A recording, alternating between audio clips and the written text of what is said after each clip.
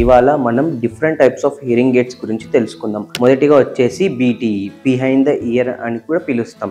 ఈ BTE hearing aid అనేది చూడడానికి ఇలాగా ఉంటుంది. ఈ పార్ట్ ఏదైతే ఉందో ఇది మన ఇయర్ వెనకాలకి వస్తుంది. ఇది కనెక్టెడ్ ట్యూబ్ అనేది మన ఇయర్లోకి వస్తుంది.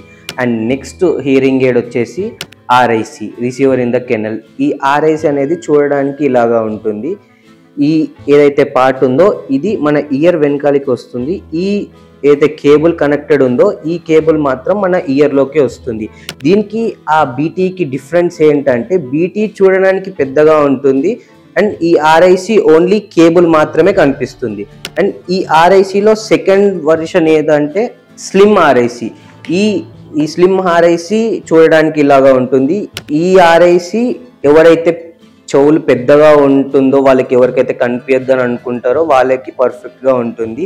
ఈ ఆర్ఐసి చెవు వెనకాలకి వస్తుంది. ఈ ఏదైతే పార్ట్ ఉందో ఈ కేబుల్ మాత్రం ఇయర్లోకి వస్తుంది.